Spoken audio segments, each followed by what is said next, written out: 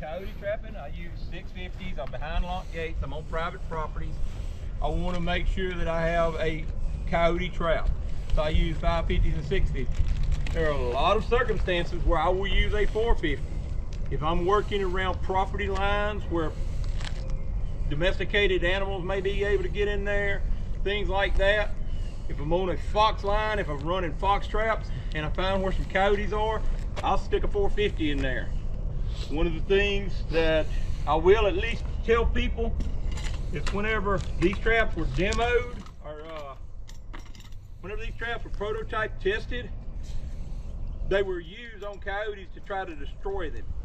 They wanted to destroy these traps and they never could. I do know that for a fact happened with this particular trap. But a 4.5 inch jaw spread, if you're going to use that trap, you better make sure that you have a good base plate on it.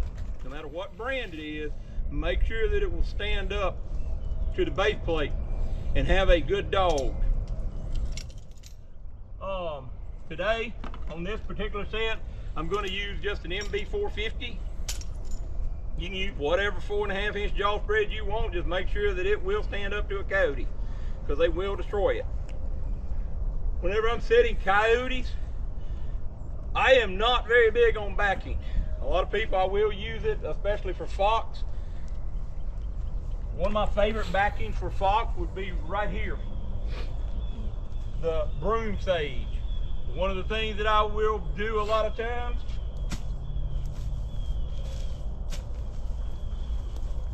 is move my backing where I want it. Okay? I do that whenever I'm fox trapping. Whenever I'm coyote trapping, I use very little backing. I like to get on roadways. I like to get where there's a lot of territorial markings, such as scat, scratch marks, or just traffic.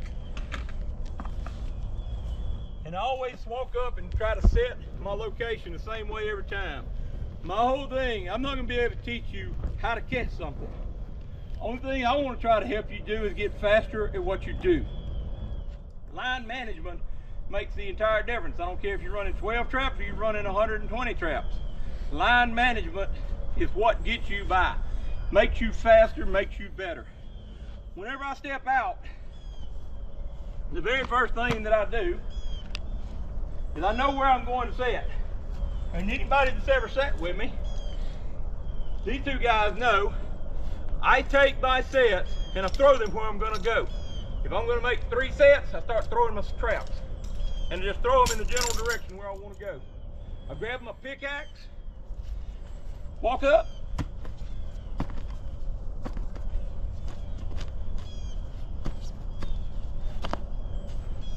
and start making my bed. A lot of people, they call this differently. Some people will call it a trench. Some will call it a dirt hole. I'm gonna talk to the pine root right now.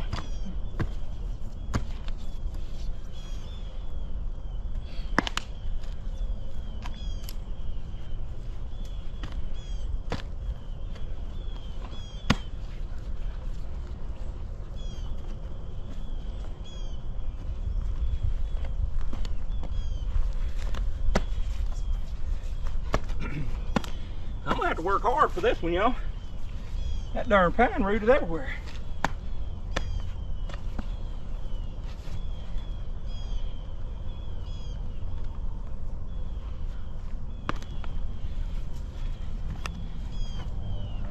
How many people will actually dig a bed that deep?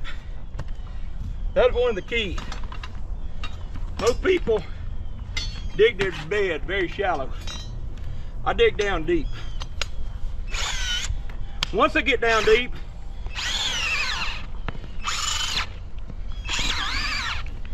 I come in and I make my dirt hole.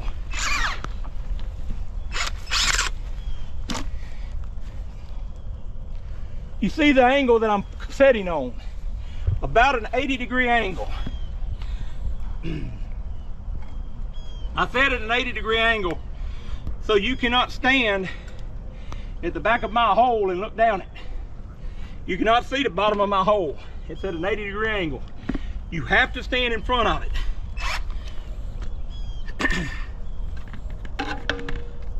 I also dig my bed first and then come back and dig my dirt hole. What that has done is it's gotten me 6 inches deeper. Already I'm 6 inches deeper, and here's my backing right here. I don't have anything back there but that and the hole going down at an 80-degree angle.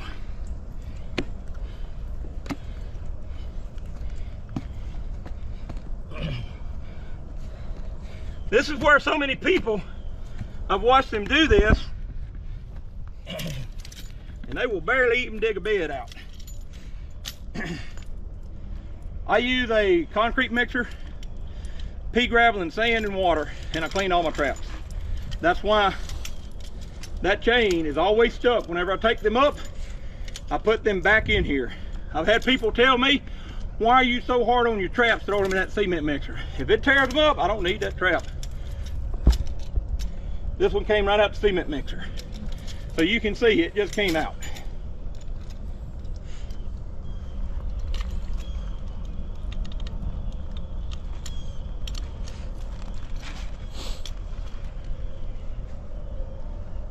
I go up on step, what I call it. You can see that what I'm calling step is I'm not set on the night latch yet. Okay? I come in and the night latch it. Hear the click. Don't even have to look at it. The pan is perfectly level and right there level with the jaws. All right. Now, I have pine roots here, which I do not like. I'm gonna cut it out.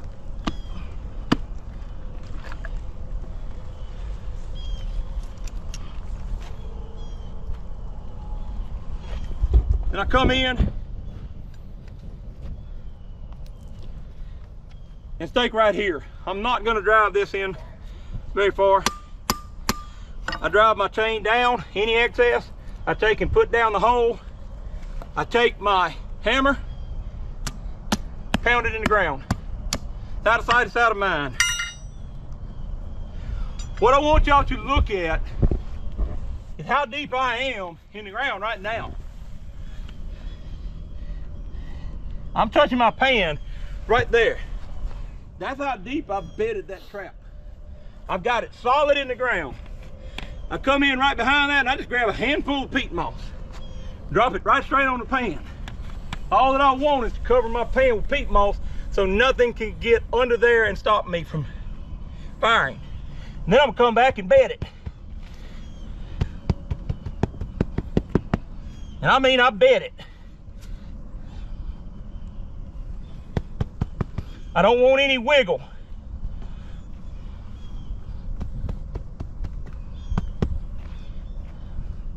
If he steps on that spring lever or whatever, I want it to be solid. But everything inside my jaw and over my spring depressors is loose. You can see now I've uncovered my pan. At this point in time, I am bedded. Everything I've done that I'm gonna do, I've done.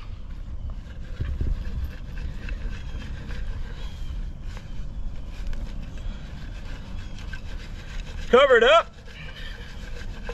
Take the excess and you can dump it right over here.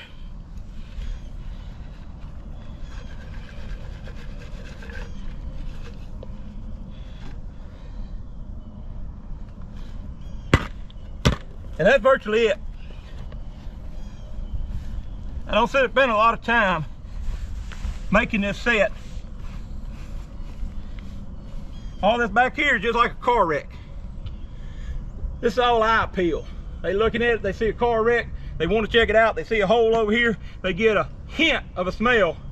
They're gonna come over here and they're gonna check it out. So this is the way that I make my trench set, dirt hole, whatever you want to call it. Location is the key. I always tell everyone where I can sit in the middle of the road, I sit right in the middle of the road.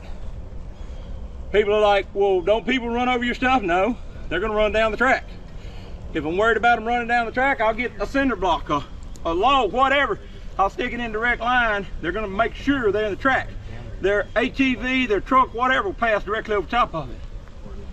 What if you catch something? Well, they'll go around it. Every time I've always seen them go around it.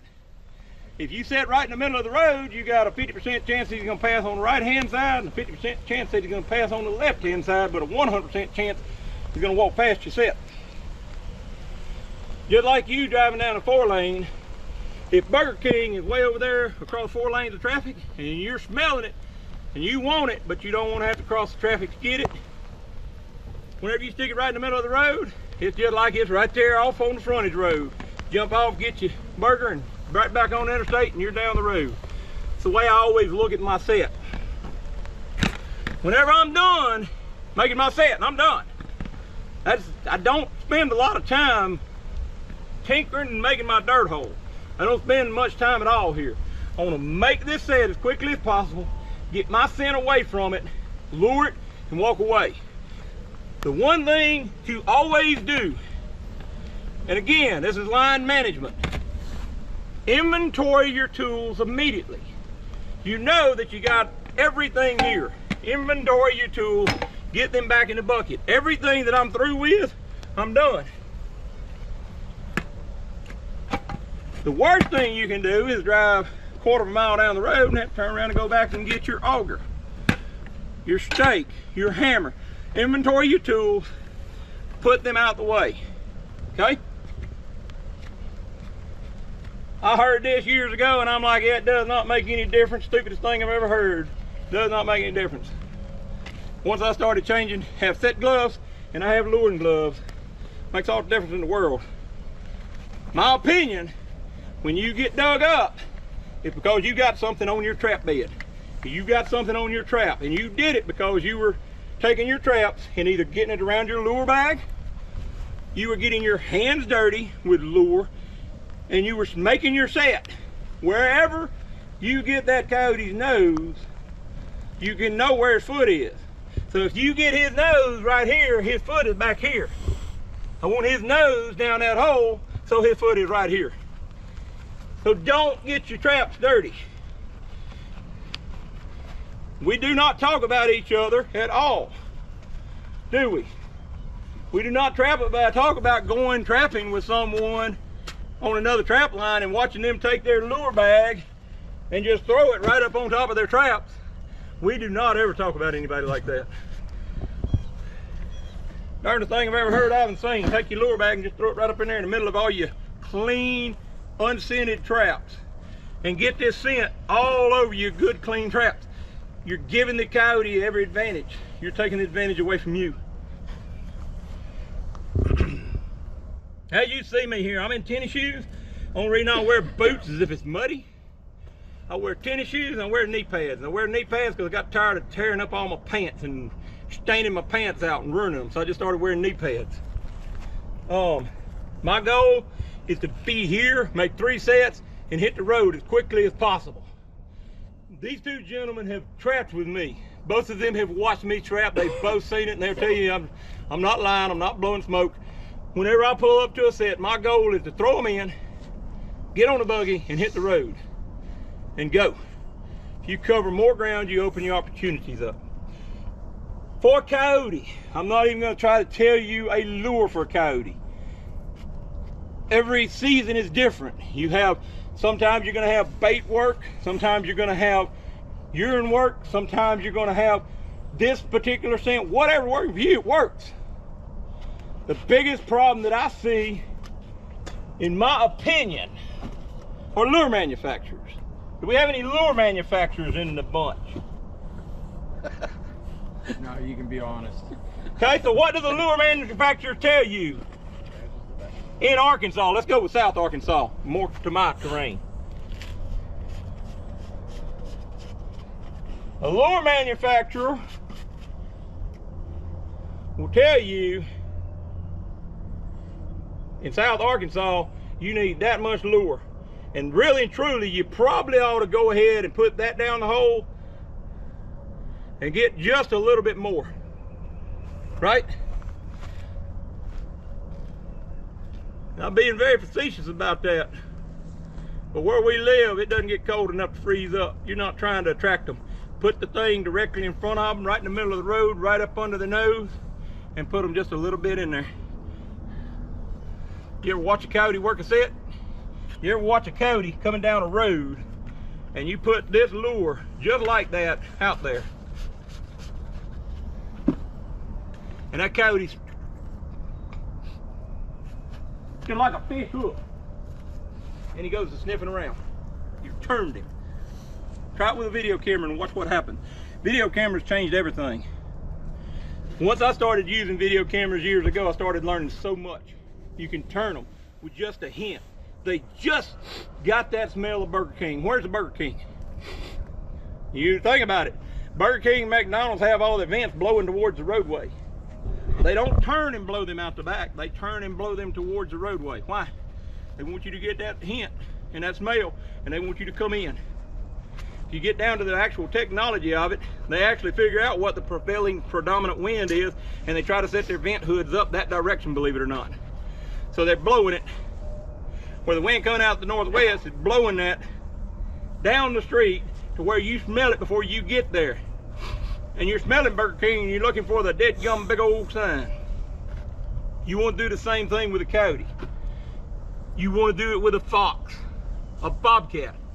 You want to get it out there for them to smell, just a hint. If you overpower them, you could be 3 days waiting for that to air out enough for them to actually be interested in coming to it. One of the things that always, get tickled, if it stinks, if it smells, oh, they'll come to it. That is the absolutely opposite thing. Just because it stinks doesn't mean that they're going to come to it. If they come to it, sometimes they may come to it and want to roll in it. If you have a lure that makes a coyote roll, figure out how to catch him. Believe it or not, there are a lot of lures that'll make them roll. They'll get in there and they'll roll and toss in it. Figure out how to set your trap further back and catch him. You can do that. But my goal is always to get him to stick his nose down the hole and know where his foot is at. I use these dog fennel. I used to use Q-tips. Q-tips are very, very good if you're trying to test the lure, if you're trying to learn what's working the best and you're keeping logs. I recommend you use Q-tips, because when you clean the hole out, it's very easy to spot that Q-tip out there. You can get it, you smell it, and you know this is what it was. All right, very, very simple and easy to do.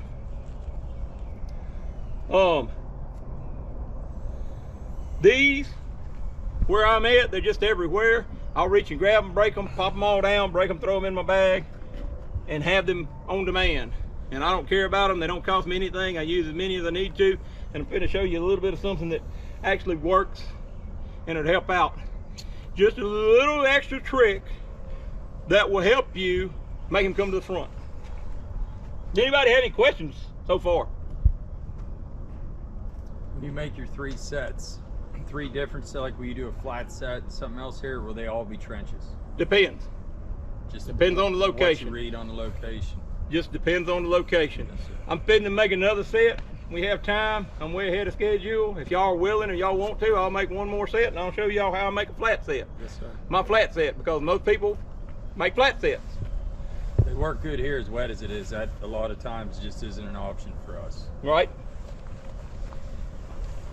So many times people will pick out their spot for whatever reason I've never understood, but man, I'm seeing the most tracks right down there.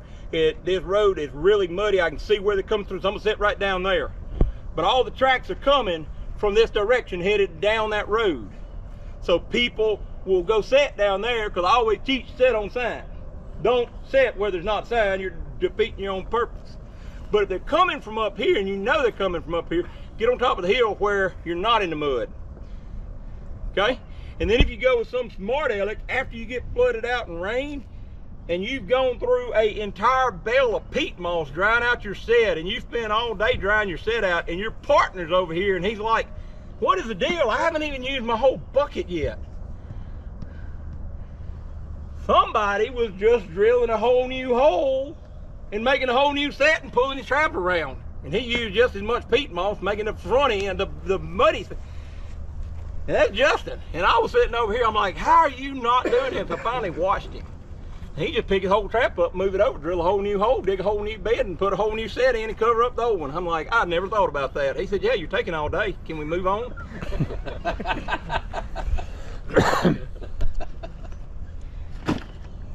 You can always learn something from somebody. This is the key to how to catch a coyote with a 450, in my opinion. Okay? Most people will catch a coyote with a 450 by the toes. Fox trappers, if you ever watch Fox Trapper and they show you their coyotes, they'll be caught by those two toes. Continually catching them by two toes. I know this because whenever I fox trap and I catch coyotes in my fox sets, I'll catch them by two toes. My fox sets were never this deep. So once I started deepening my setup, thus, looky here, right there's my pan. Again, I'm that deep. This is a scenario that I've figured out and I always try to explain to people. When you're walking down the stairs and you step, whenever you break that hip over, you're going to the next stair or you're going to the bottom. There's no two ways about it. Okay? You're going all the way down. So instead of you tiptoeing up here and firing that trap, and you still can pull this foot back, and you pull back and you get caught by two toes, you've broken over, and that coyote sticks his whole foot in there. He's done. You will come up there and have a full pad catch, his foot. Now, I'm go ahead, y'all see. Does anybody have any questions about this before I fire it? Show you one thing for today. He will come in there and he will be completely buried up. I've literally had them caught in a 450 all the way up to here. Pushed all the way through. They were going down the hole so hard and so fast. Whenever they broke that foot over, they buried up. One last thing, I'm not gonna put my season's over for us. I'm not gonna put my gloves back on, but you start having these favorite lures that you want to just give a little hint of to. Y'all saw me put my bait down the hole, okay? So then I have a lure that I want to come back and just get a little hint of it out there that I want them to smell as they walk by. So I just dab a little bit on top, and this is a lure. It does not stink. This is a good smelling lure. Love the way it smells, and I take that thing and I turn it upside down and I shove it in there as far as I can. So it's right over the top of my hole. And what that does, you can do it with two of them if you want. What that does is if he does decide he's gonna try to dig, he's got something in the way that he can't dig. And you saw how far I shoved it in there. I didn't break it off. And why? It's in there solid. So he can reach down there and crunch it and bite it, but then he's still gonna start working around here. You got his attention right there. If you come and look, my hole is 100% open. That is not in the way of my hole. It's not over the top of my hole. It's pushed to the side. So my hole is completely open, but I have that up top.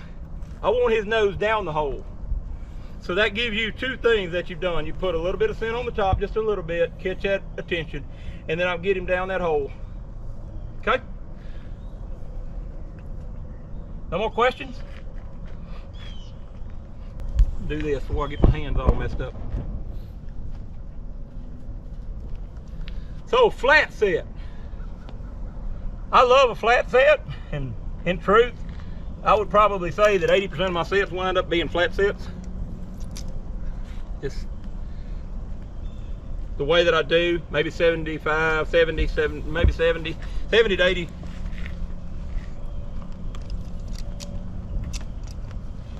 All right.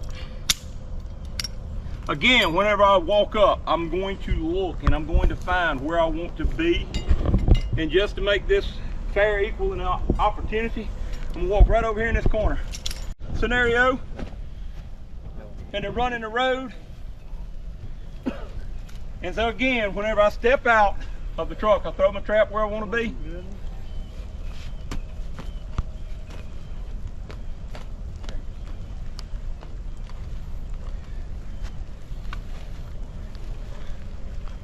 Everyone see how deep I go.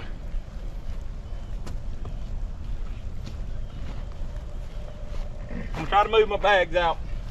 Whenever I set up, I try to set up with my making on the right hand side, my lure on the left hand side. As I change over, I'm moving my bucket out of the way and I'm moving my lure in. I try to always set it up the same way, move in as quickly as possible. You see how deep I've gone.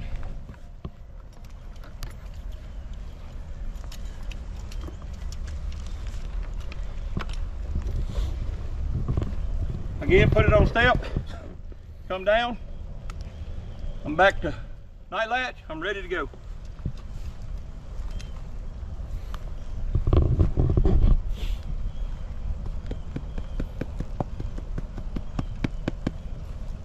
Okay, I've got it in here.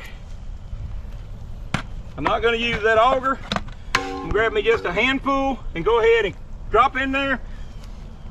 I'm gonna drive my stake in, put my chain in, and just like y'all saw me do earlier, I'm gonna beat that chain in the ground, be done with it. All that I'm doing with this peat moss right now is making sure that whenever I bed my trap, I'm not putting anything under the pan.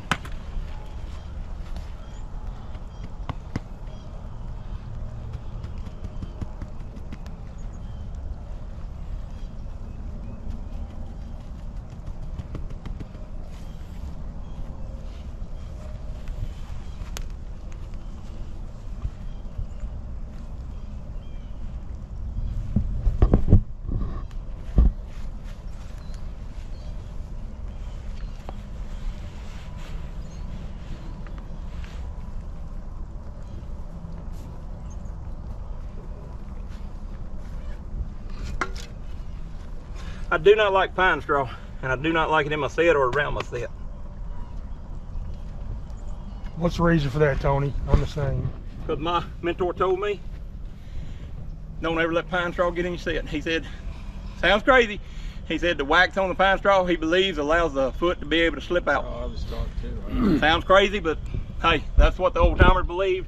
I stuck with it, and I cannot stand to have pine straw in or around my set. It worked for him for about 70 years, so.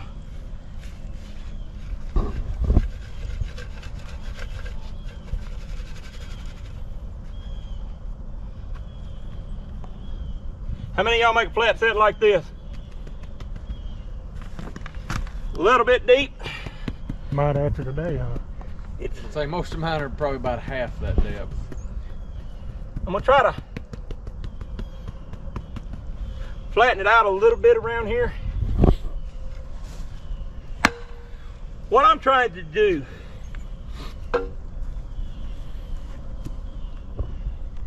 my pan is right there. So what I'm trying to do is make my pan the lowest point of my set. It's just a circle here. I'm not lured it or anything. I didn't look before I came, and I didn't think to bring any grass. I take grass trimmings with me. I literally bag them up at the beginning of the season in burlap sacks. Put them in a place that they can get ventilation. Don't put them up wet because they'll mold and stink. Put them up dry after they've laid out like hay and dried real good. Bag them up, and I have bags of it. And I'm gonna use peat moss. And you're gonna have to imagine. All right, y'all see how deep I am. So you're just gonna have to use your imagination. I would let it take that grass and come in here and sift it in. Now, this is just going to give you the good example of the fact that I have turned this to grass. I've blended it in to where that dirt spot is no more. It turns to grass. Some people call it a compass set. I just was always told it's a punch set. And so I come in here, and the best explanation I always heard was you want to have a 45-degree angle back up over your pan. And that makes the best sense to me. Now put your coyote dancing over your pan. Right there, I use 3 holes instead of 4. 4 holes would be a compass set. And again, that would be just come back here and put your 4th, northeast, south, and west. I generally just use 3 holes, and I generally just do them in a pyramid shape. whenever I do this set, each hole gets its own stick. Lure, bait, lure. If I'm coming back with a punch set, a compass set, I'm gonna put a fourth different type down the hole. Okay? If I've lured it with 4 different smells, 3 different smells, whatever the case may be. There are several ways you can do this.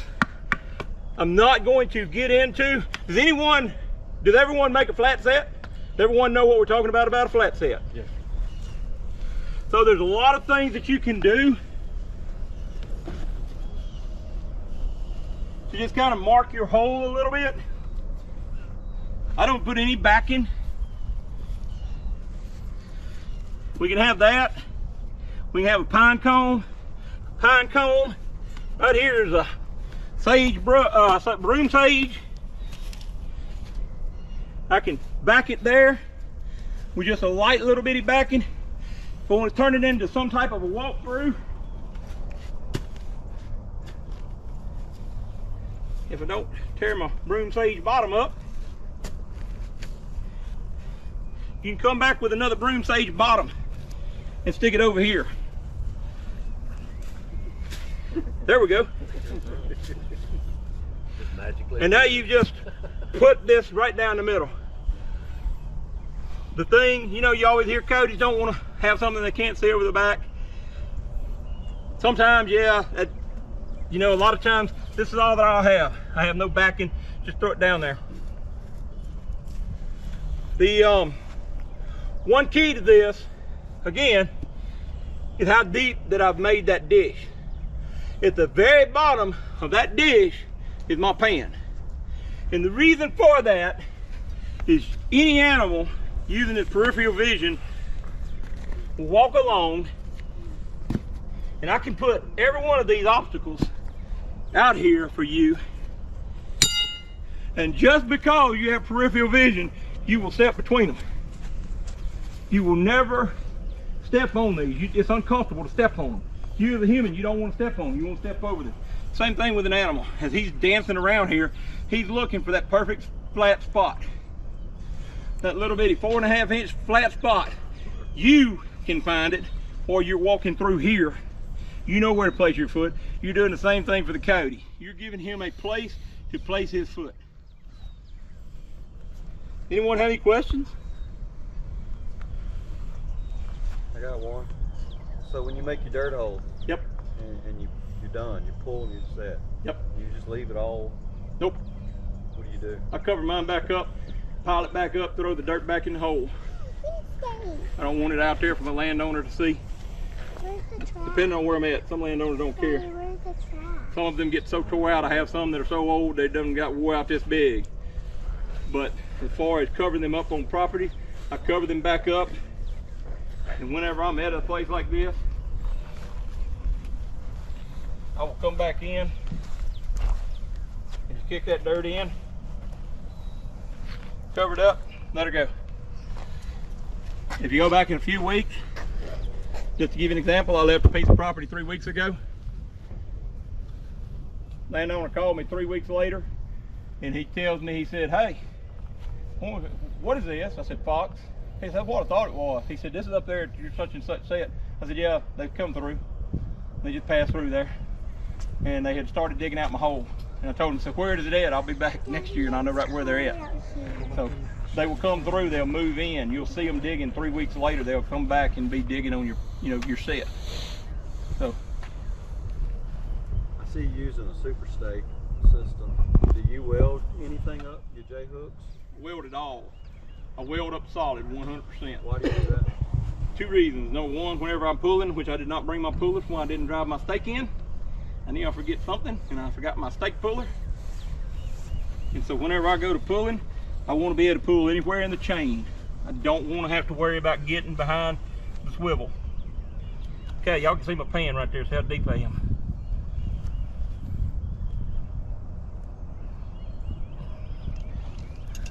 I want to be able to pull from anywhere on that chain. From right there if I have to, I want to be able to pull and not worry about losing my chain. And the second reason is theft. Very few thieves are going to carry bolt cutters around with them, and they can't get enough leverage to straighten out a J hook.